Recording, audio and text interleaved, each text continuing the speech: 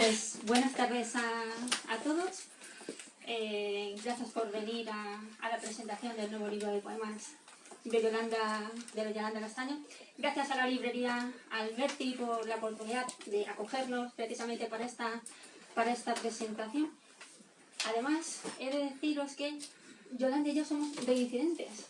Totalmente. Porque en esta misma librería, en la Alberti, allá por 2010 me parece que fue, presentamos un libro de poemas suyo anterior, Profundidad de campo. Por aquí mismo también nos acompañaba entonces Luis García Montero. Sí, totalmente. Así que somos reincidentes. Y por supuesto, por lo que respecta a mí, gracias Yolanda por haber contado conmigo para la puesta en Largo en Madrid de tu poemario. Estamos estupendas y mejor que entonces, ¿verdad? Ya te digo.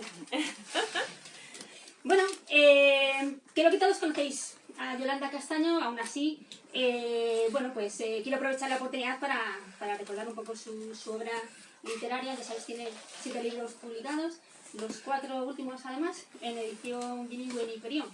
El libro de... El libro de la egoísta, Profundidad de campo, la segunda lengua, y este que presentamos hoy, Materia. Además, ella misma es su propia traductora de su obra literaria. Pero luego no solamente es poeta y tiene sus libros publicados, etcétera, sino que además es activista poética, gestora cultural. Además, promueve, impulsa una residencia artística en La Coruña, 1863. Muy bien. Y bueno, igual luego incluso nos puede comentar alguna cosita sobre ella. Y bueno, tenía pensado, voy a hacer unas palabras preliminares a propósito del libro, ¿no? Sobre todo para, contextualizarlo, para que tengáis unas ideas, unas impresiones generales, y luego pues vamos a conversar un poquito sobre él, y luego si os parece, pues os cedemos el turno de palabra pues para que hagáis las intervenciones que consideréis oportunas, preguntas, comentarios, o lo que queráis. Seré breve. Llega un momento en la vida de todo poeta en el que necesitamos ponernos en un mapa. No tanto físico, que también, como temporal. Buscamos ubicarnos en un plano moral, reconocer las deudas y agradecer los valores heredados. Pero no solo eso.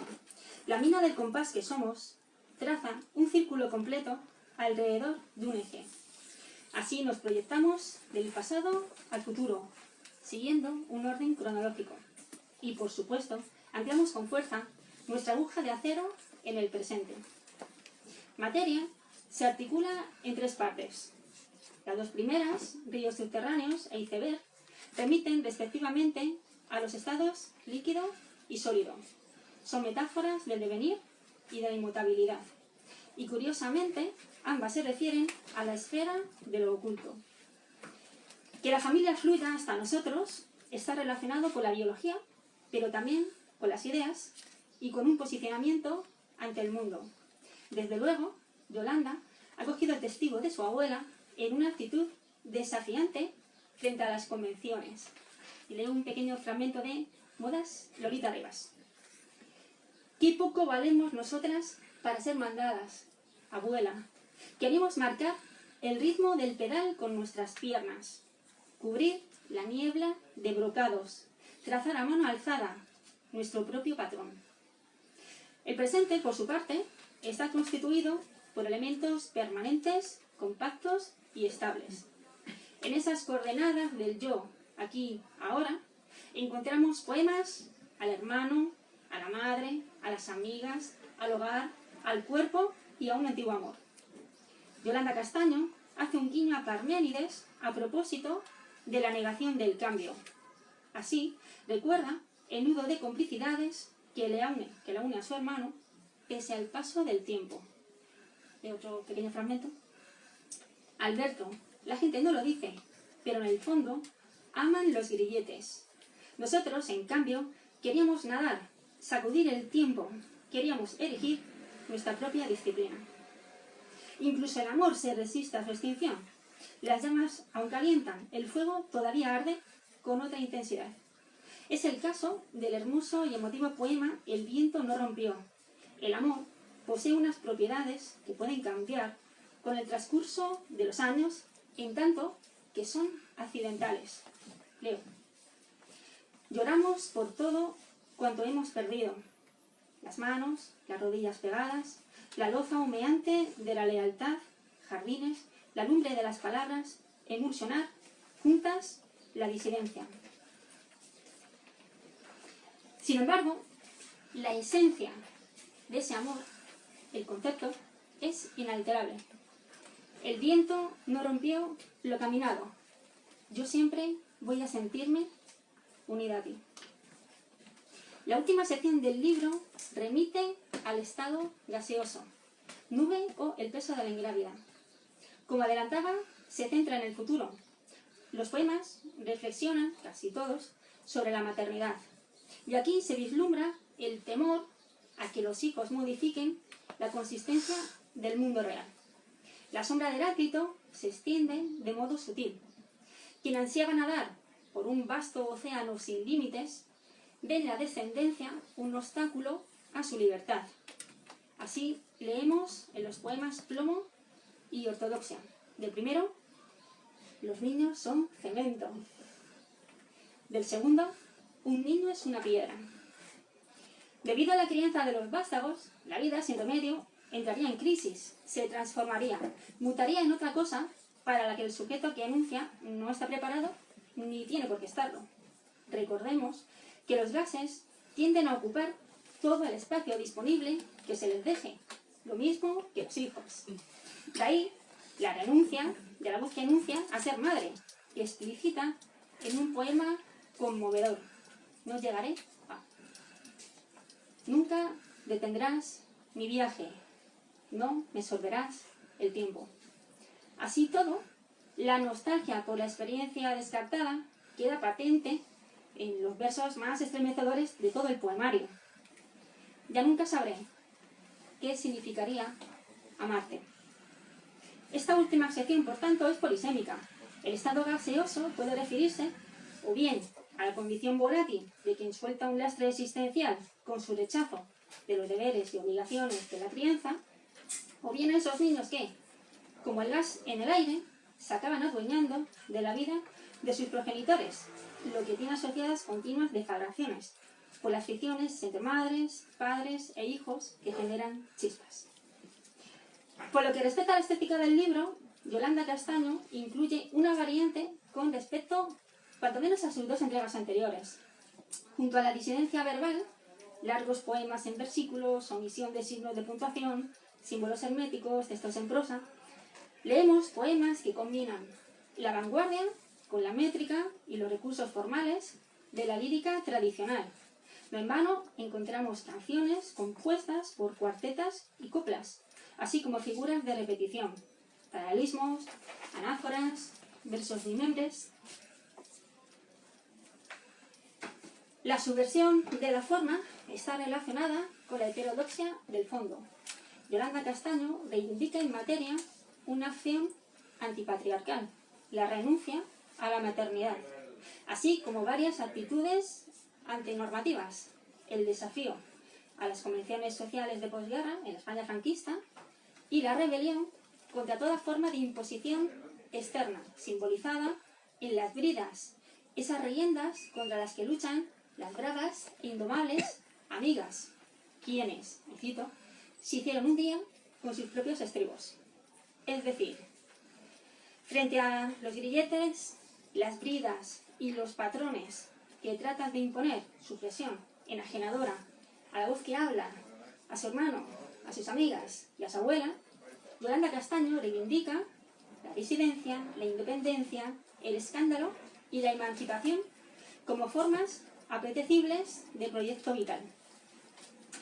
Y como colofón, ya que esto se anunció hace un mes más o menos, Materia acaba de obtener el premio de la crítica al mejor libro de poesía escrito en lengua gallega. Y desde aquí felicito a Yolanda por su estremecedor, valiente y emotivo poemario.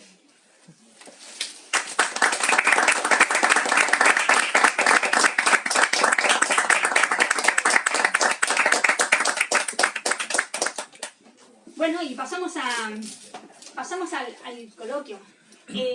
Lo primero es una apreciación sobre el lapso de tiempo entre las distintas fechas de publicación de los últimos libros, ¿no? Libro de la egoísta, así, visor, 2006, Profundidad de campo, 2009, La segunda lengua, 2014, y Materia, pues acaba de salir ahora. Es decir, el lapso cada vez es mayor, 3 años, 5 años, 9 años. Este paso no sé si va al siguiente. Bueno, antes de nada, buenas tardes a todas. Muchísimas gracias por estar aquí. Gracias a la librería Rafael Alberti, a Lola, Ana, todas las que formáis parte. Y muchísimas gracias, Ariadna. A ver si consigo superar la emoción que tengo después de escuchar este texto. Bueno, sobre todo creo que habéis entendido el porqué de la reincidencia a la que hacía alusión Ariadna, ¿no? O sea, ¿por qué somos reincidentes? ¿Por qué es un honor para mí volver a contar con Ariadna García en esta presentación, en la presentación de un libro mío en Madrid, ¿no? La razón la acabáis de presenciar, ¿no? El nivel de sensibilidad, de agudeza. Ah, bueno, si lo tengo encendido ya no te sé decir. A ver. ¿Sí? ¿Se escucha? Tengo dudas, ¿eh? Pero bueno. Ah, espera. Bueno. Ahora se ha notado. Bueno, así quedó una cosa como más íntima, ¿no? Esto que decía sobre Ariadna, sobre el motivo de reincidir en ella, ya que es difícil contar con alguien que pueda hacer una lectura tan cualificada de un texto, ¿no? Para mí es todo un orgullo tenerla de compañera de generación y sus miradas son siempre como tremendamente formadas, además agudas y de una complicidad tan brutal que a mí me dejó, tengo que decir, boquiabierta por un detalle que ella sabe, por su nivel de comprensión desde la complicidad absoluta. No tuve necesidad de explicarle nada sobre el libro, fue directamente a ciertos poemas, a ciertos textos y su nivel de comprensión me dejó, la verdad, que deslumbrada, ¿no? Muchas gracias por haberte parado en este esfuerzo y demostrado tanto talento en tus análisis, tanto como poeta, ¿no? Pero como crítica literaria, caray, no tiene mucho que envidiarle a tu talento poético. Pues es cierto que ha ido aumentando. Bueno, el libro en realidad, Materia en realidad, como recordáis, salió hace un año.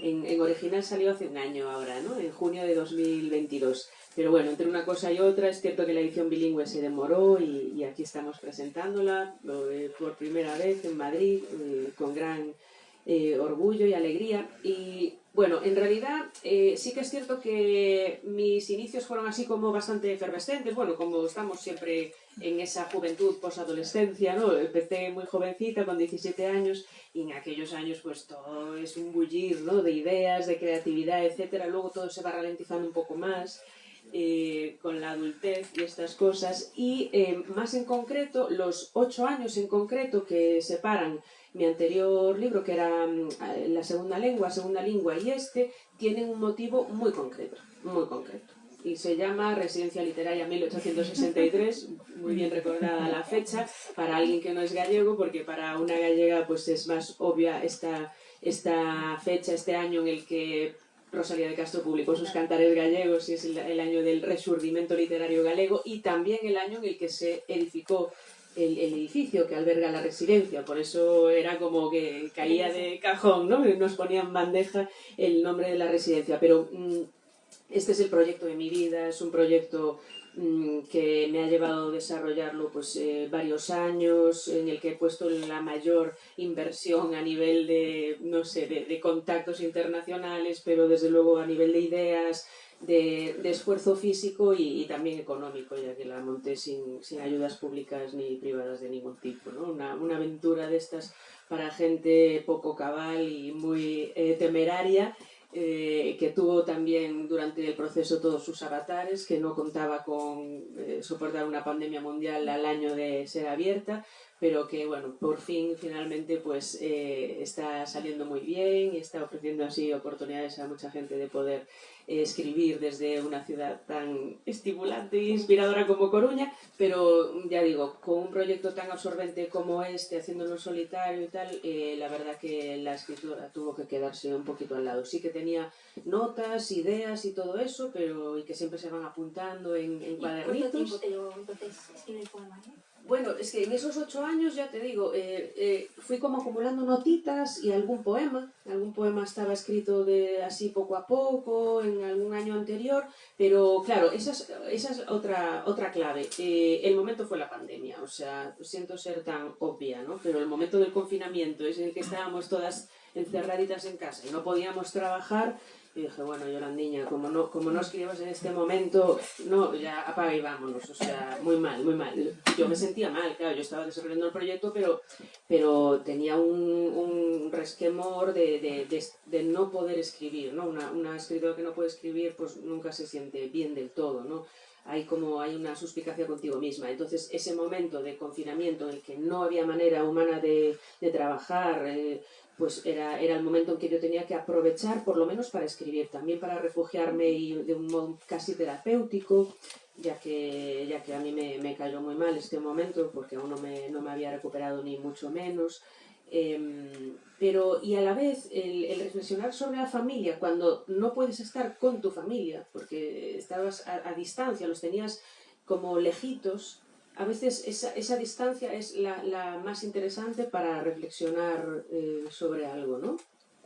El libro se divide en tres partes y me parece que es un orden cronológico, ¿no? El pasado, el presente y el futuro, y a cada uno le corresponde un estado de la materia, ¿no? El líquido, el sólido y el gaseoso. Y me llama la atención, ¿no? Que para referirte al estado líquido utilizas la simbología de los ríos, ¿no? Pero no son ríos de superficie, son ríos subterráneos. Y para referirte al estado sólido, el hielo, pero tampoco es hielo de superficie, es un iceberg.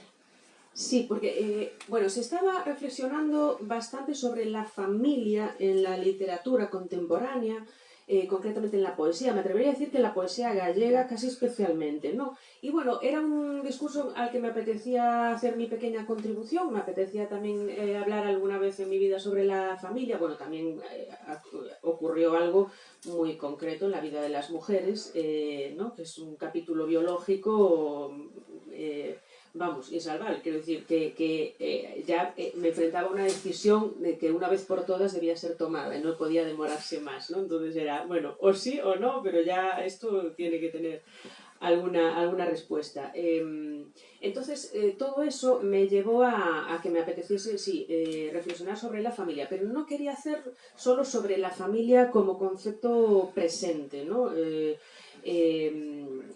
Sincrónico, ¿no? Sino que la familia en sentido amplio me permitía hacer reflexiones de memoria histórica, recuperando sobre todo a mis antepasadas.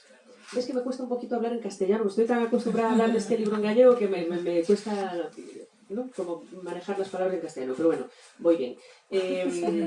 Mis antepasadas me apetecía contar su historia porque, bueno, lo que ya sabemos, ¿no? Siempre se cuenta la historia desde el punto de vista de los vencedores, que suelen ser ellos, las actividades de los hombres y tal, y las mujeres siempre están vinculadas a otro tipo de ámbitos subalternos, y por lo tanto a mí me apetecía hablar también sobre mi estirpe femenina, recuperarla y algunas ideas de memoria histórica, como eso que apuntas de la represión, de la posguerra y algunos capítulos así.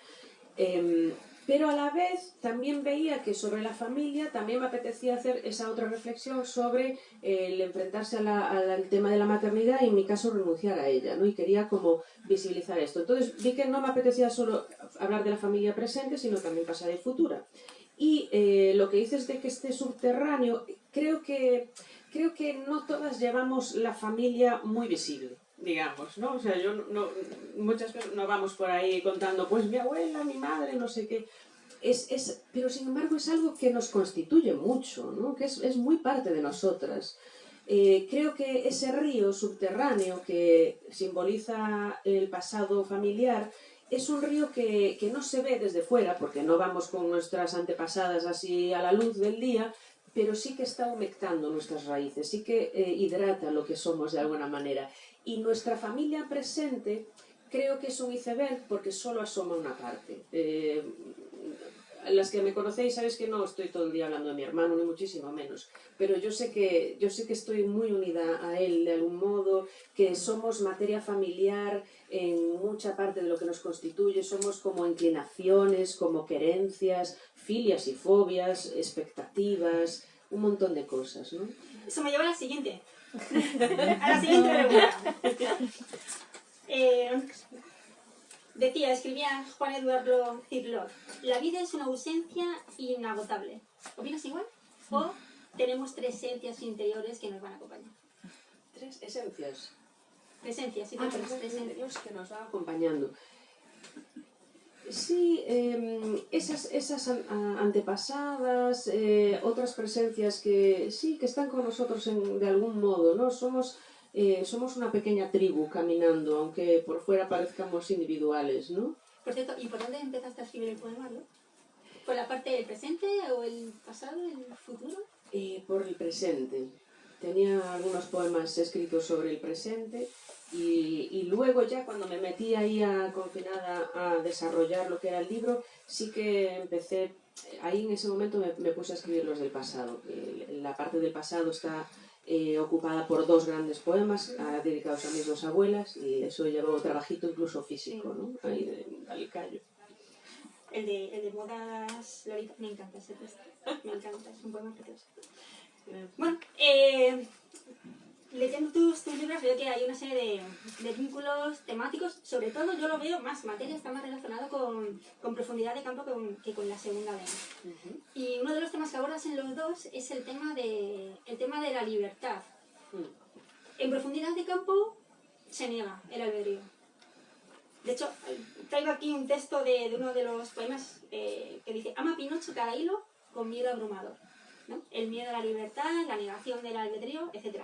Mientras que aquí en materia, pues tienes una galleta de arena, ¿no? Por un lado, si insiste en la negación, hay otro poema, bueno, lo que he comentado antes, ¿no? Del texto de la carta al hermano. Alberto, la gente no lo dice, pero en el fondo aman los grilletes. Pero a la vez sí que reivindican la independencia y la libertad. Es el caso, por ejemplo, ¿no? Del poema el de las amigas, que me encanta también, o el de tu abuela, ¿no? El de la Modas Lolita. Es que yo creo que sí quedas en el clavo, pero ves, yo creo que estas cosas no son tan obvias en mi poesía y solo alguien como Ariadna creo que es capaz de verlas, porque para mí, en cambio, aunque no sean tan obvias, son súper vertebrados, son valores muy importantes. Yo siempre digo que para mí el valor de la libertad es crucial. Lo que pasa es que afortunadamente no hago mucha gala de ello porque afortunadamente, bueno, cuento con cierta libertad, todo siempre muy relativo, evidentemente no, pero bueno, si estuviese un poco más privada de libertad, se iba a notar desde fuera, pero mucho. En realidad cuando niego ese albedrío estoy como multiplicando las voces, ¿no? Mi propia voz en varias voces y criticándolo de algún modo, porque esa voz de Pinocho es la que yo critico de alguna manera, ¿no? Soy muy sensible a cómo nosotros también, claro, estamos presos, ¿no? de tantas cuestiones, ¿no? Y estamos en tantas manos, pasamos de tantas manos y es tan difícil, ¿no?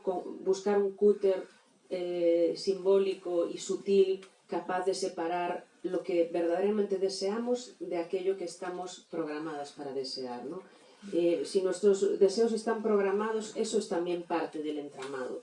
Y para mí es una tarea crucial el separar eso que estamos programados para desear de los genuinos y auténticos deseos. Así que en realidad estoy siempre estableciendo una tensión y tratando de luchar y defenderme contra todas las formas de imposición. Y por supuesto no es fácil, comporta sacrificios, renuncias, etcétera, pero claro que eso está ahí y en el fondo todo es un intento, una aspiración a al menos pues ser honestas y genuinas con respecto a nuestros deseos. Es que en el libro como bastante desacato existencial, ¿no? Con respecto a esto, ¿cuál es la deuda con respecto a tus progenitoras? Si se puede concretar en algo. Bueno, a veces amarlas significa también ser algo distinto, ¿no?, de ellas, ¿no? Y admirarlas, pero no querer reproducir ciertos patrones, y hacer eso desde el amor y desde la reconciliación tampoco es tan fácil, ¿no?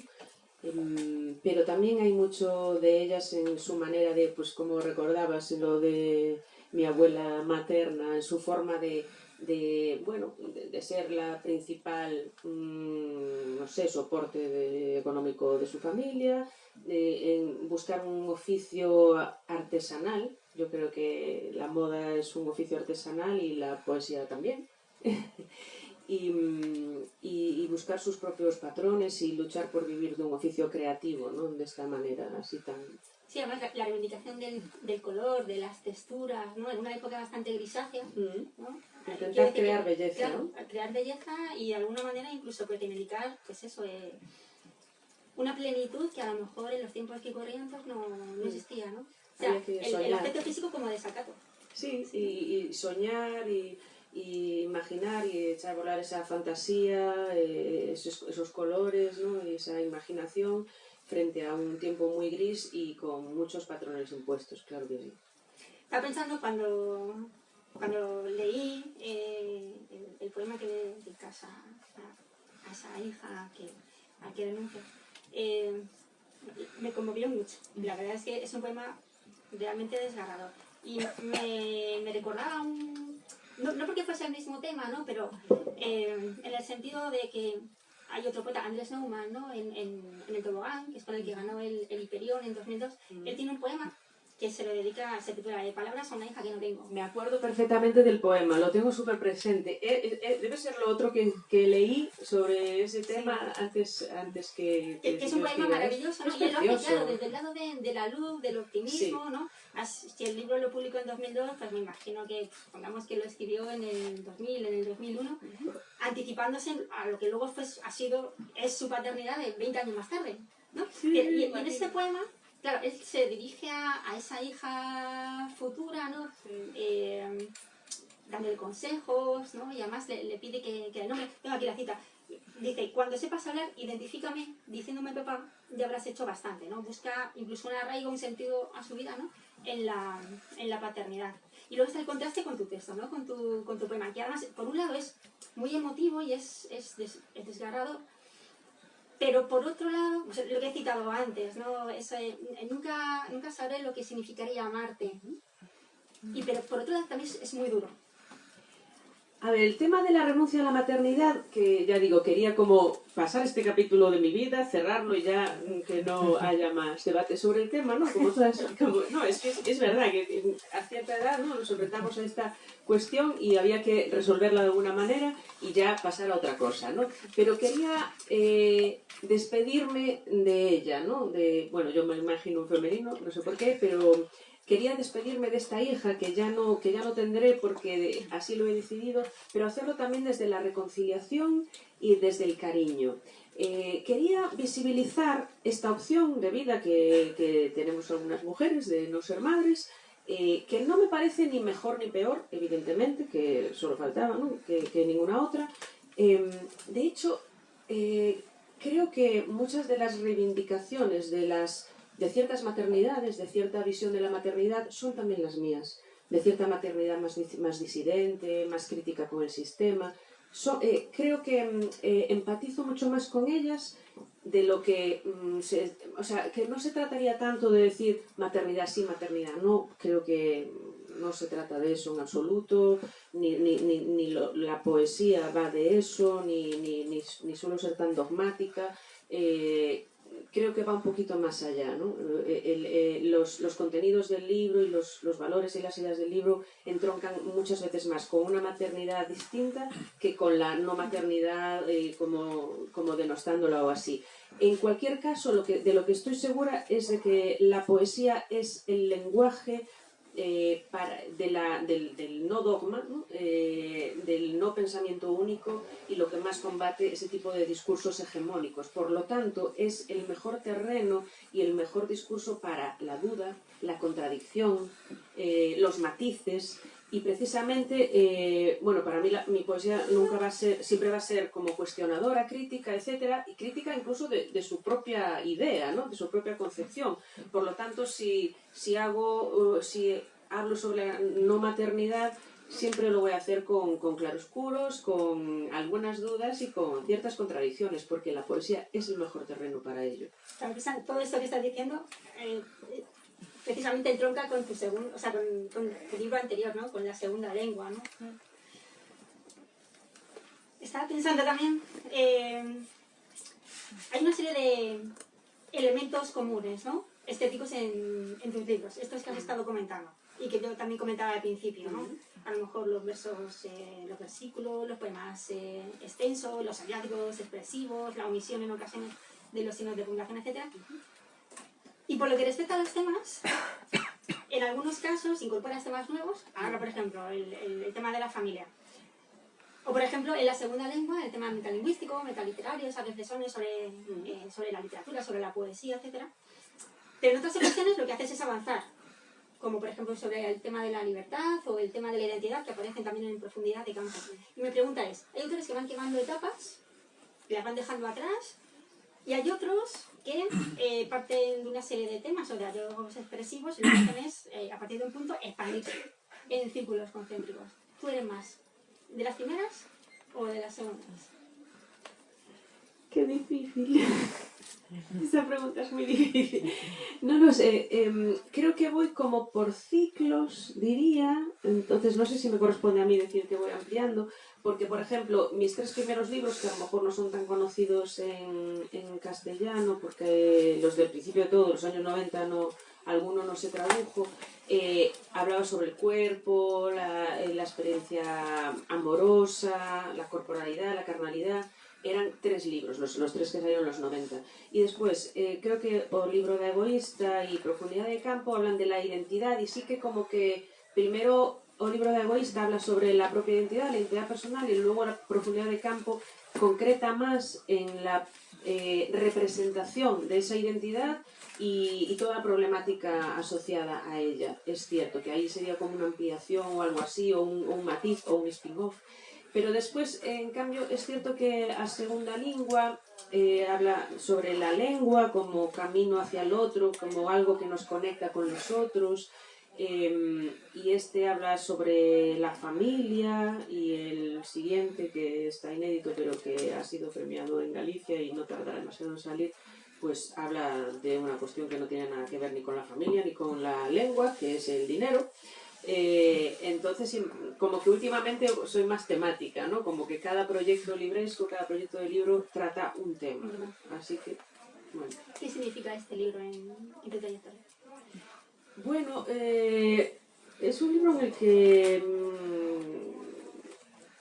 iba a decir, me desnudo bastante, bueno, nos desnudamos en todo siempre, pero claro, tratar unos temas tan personales, ¿no? Claro, por ejemplo, mi familia me decía, pues que esto no le va a interesar a nadie porque esto nos interesa a nosotros. Y yo, no. Tiene que hacer simbólico. Y yo, claro, pero no os preocupéis, porque digo yo que todas las familias, pues, ¿no? O sea, sí que creo en la universalidad de lo particular, ¿no? Que a veces cuanto más particular eres, pues más universal resultas. Es ecléctico porque quise que a cada parte de esas 3 partes la sirviese un estilo un tanto distinto, ¿no? Me parece que, claro, la primera parte al ser memoria histórica es un poco más narrativa y tal, la del medio, la central es así un poco más positiva, y la tercera es más oscura, ¿no? Esa renuncia a la maternidad con esos claroscuros y esas ambigüedades y esas dudas que decías, pues comportan cierto momento oscuro y tal. Pero bueno, también era algo que quería hacer. No sé si es una deuda con las mías, pero me apetecía dejar por escrito, ¿no? Ya que no tenemos, como cuento en uno de los poemas, no tenemos propiedades inmobiliarias que vayan a quedar ahí como la casa familiar y tal, pues por lo menos que queden estas páginas. Yo preguntas tengo alguna más, pero yo creo que toca escuchar algún poema, ¿no? A lo mejor sí, ¿no? Y a lo mejor incluso en gallego.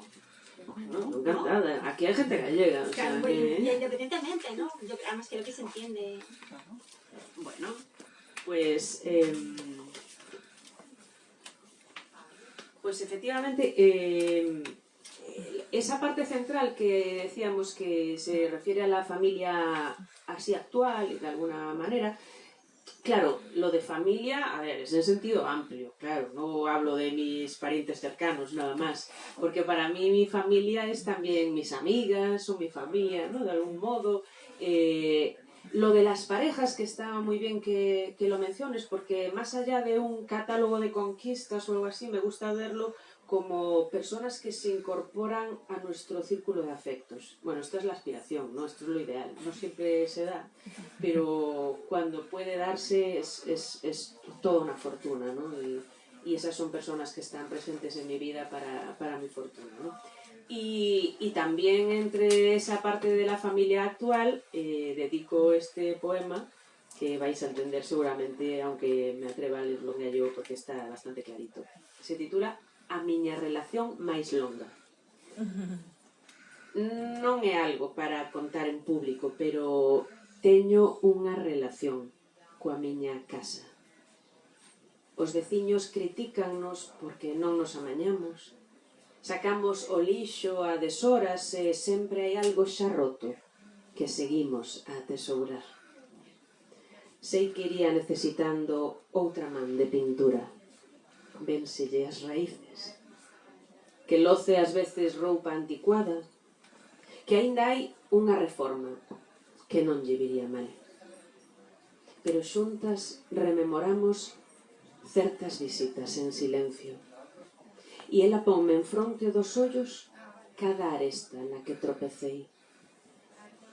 Sempre hai na intimidade un cuarto mal ventilado.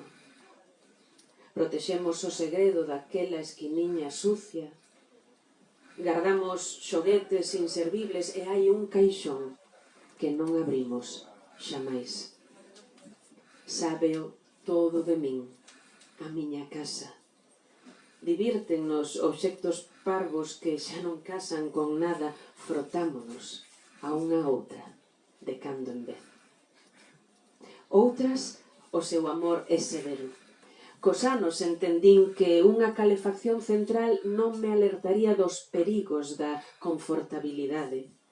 Pequena testa lana, queres dicir que quererte non a deixarme nunca descansar? Como a toda parella, prosperamos xuntas. O ascensor é tan novo que ás veces me cega. Outras mórdeme cando entro, só para que nunca esqueza os anos de esforzo. Eu sei que tamén me ama. Que cando perdo a paciencia e quero baixar a xiña polas escaleiras, unha porta automática se abre para dicirme que non sempre a gravidade se pon do noso lado. Sabe do meu corpo máis do que ninguén. Tamén ela me colle nos seus brazos cando me perdo, chorei no seu colo cada un dos espantos. Din por ela, unha vez, todo canto tiña. Ela casou coas miñas faltas. Eu dinlle a ela un fogal.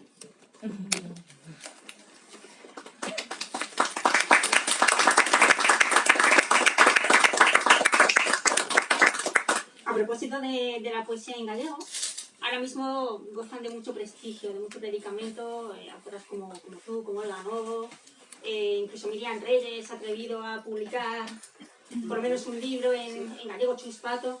¿Tenéis conciencia de grupo? ¿Tenéis rasgos comunes? Es verdad, Chus Pato no pertenece a tu generación, nuestra generación, ¿no? Quizás es un poquito mayor, pero el resto sí. ¿Tenéis conciencia de grupo o...?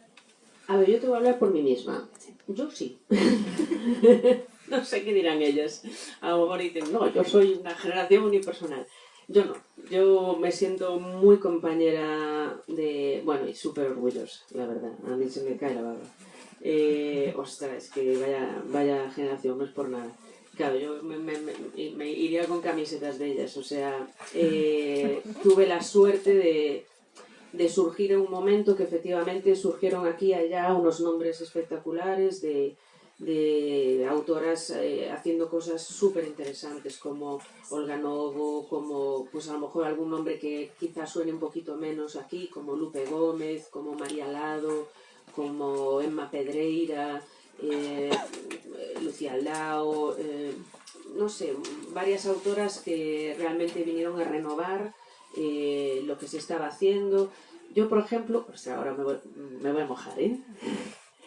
Hace como 5 o 7 años empezó a haber como un gran desembarco de autoras en la poesía española, ¿no, Ariadna? O sea, como tratando el tema del cuerpo, ofreciendo una perspectiva de género. Bueno, yo no es por nada, pero esto ha sido adelantado en la poesía gallega en 20 años. Aquí queda dicho. Bueno, ya no soy la única que lo dice, ¿no? Y ya se empieza, la crítica empieza a decirlo. Jo, no es por nada, pero es verdad. O sea, vamos a dejar de decirlo con la boca pequeña, vamos a empezar a decirlo. Es cierto que no hay muchísimos terrenos en que podamos decir esto de esta antelación, pero en esto la verdad es que sí. Vale, era otro tipo de tratamiento del cuerpo y lo que quieras, pero la verdad es que esos rasgos que hoy en día están analizados por la crítica, están en los libros de texto y todo eso, ¿no? De la llamada eclosión de mujeres poetas de los 90 en Galicia, pues eso, esa perspectiva de género, ese desembarco de un número grande de autoras.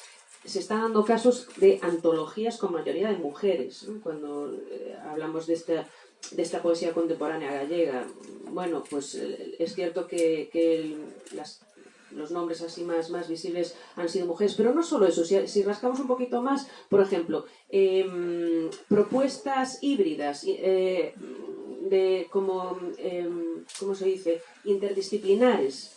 ¿Quiénes las han abordado? Pues más ellas, resulta, ¿no? Como María Lado, Estíbaliz Espinosa, Silvia Penas, ¿no? De repente pues son ellas. O pues propuestas más experimentales, pues también ellas. ¿Quiénes se han lanzado a la aventura de intentar vivir de la poesía, inventando caminos nuevos, etc.? Pues justo ellas. O sea, ¿qué quiero decir? Que no es baladí todo esto, ¿no? Así que, bueno, para mí, a mí me resultó muy inspiradora esa compañía, ¿no?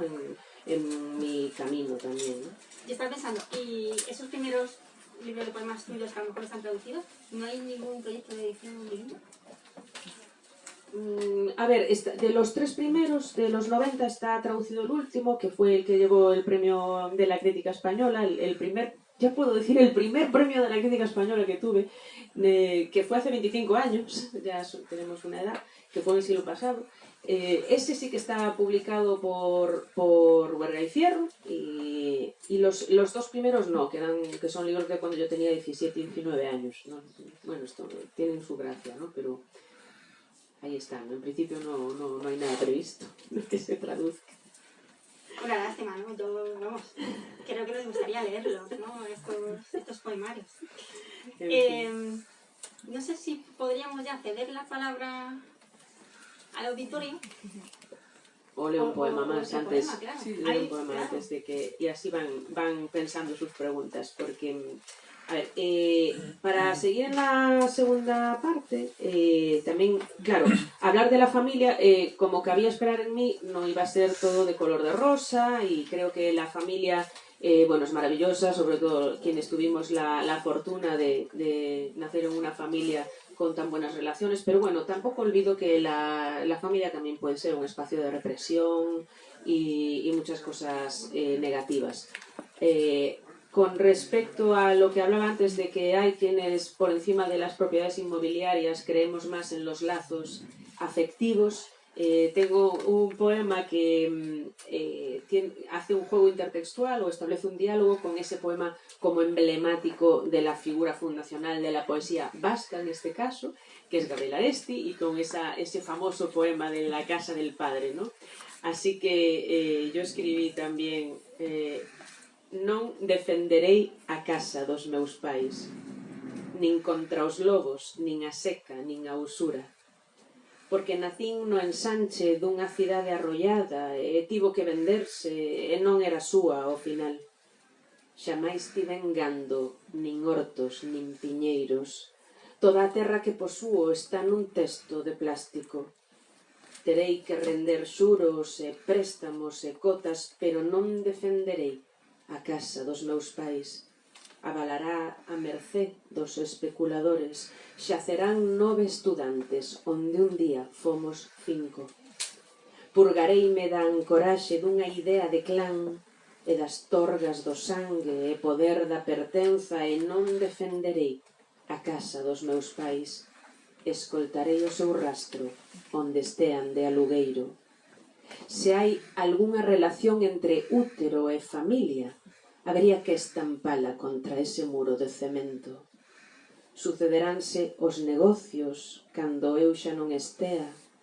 Quitaránnos o crédito, desafiuzaránnos do aire, mais a nosa memoria pairará nestas follas. Moito do que fomos non se perderá, pero non defenderei a casa onde nacemos, a mesma na que hoxe malvende os seus cimentos un parking a 1,75 € a hora.